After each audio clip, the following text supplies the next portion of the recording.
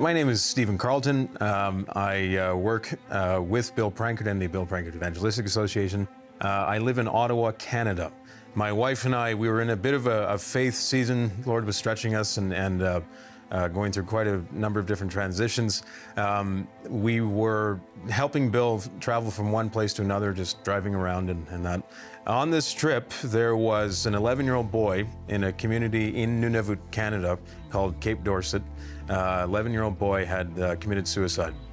And I mean, myself being half Inuit, half Scottish, I've always been very aware of the suicide rates and you know, just how prevalent it's been in many different communities. But this one in particular struck a chord in Bill. And when we got word of this 11-year-old boy, Bill said, either we stop preaching that God is big and with God all things are possible, or we do something about it. At that moment, he suggested that my wife and I come on full-time with the ministry and come up with a solution on how to battle suicide.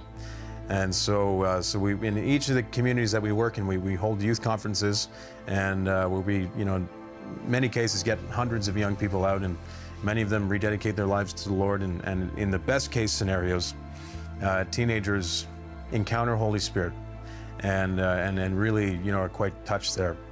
The stats on Inuit youth abuse, particularly sexual abuse, is something like 70% of the population right now, which is more than rampant.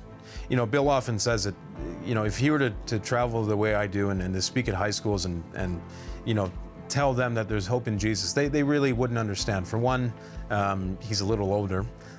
Two, you know, he doesn't have the same cultural connection.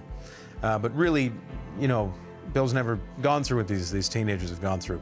I have.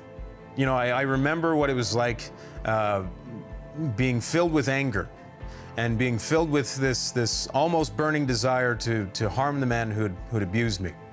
And you know, I was 16 when I was abused, and my life was in hot pursuit of God. You know, I was in grade 10, going to grade 11. It rocked me. School, my grades dropped, and my relationship with the Lord changed. I was, you know, just I wasn't there really. So yeah, got into drinking and partying and was really trying to cope with what had happened. And I turned to the Lord one day. I was afraid of becoming an alcoholic because of my dependency on alcohol to fill, or just to numb the pain, really. Said to the Lord one day, Holy Spirit, if you fill me with your love again, if you heal all of the pain I'm feeling, I'll forgive this man. There wound up being a Christian counselor at Bill Prankard's church in Ottawa at the time, and that was 2009. Honestly, you know, I can say that just a few months of spending time with this counselor, some very good relationships, friendships I had at the time and still do today, and a lot of time with Holy Spirit.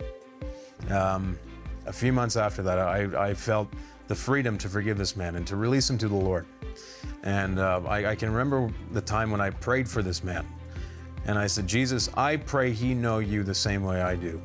Because, you know, I can't imagine the type of torment someone like that is going through.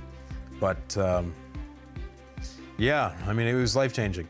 And what it means right now, I mean, because that was amazing, the Lord healing me. But, you know, what we're doing now is just, it's unbelievable to be able to say that to 70% of the population in Nunavut, of Inuit teenagers, which unfortunately is tens of thousands of teenagers, 70% of them, I can turn to them and say, I've gone through almost identically what you've gone through. But there's redemption and there's healing in the Lord when you allow Him to move on that particular area. I can say that without any doubt in my mind that God can heal sexual abuse or traumatic events for that matter. And we're seeing it happen now. And you know, KCM partners need to understand that there is an entire generation of Inuit or Eskimos, as some might know us, an entire generation of Eskimos in Canada's Arctic right now that are hearing that there is hope in the midst of some real torment.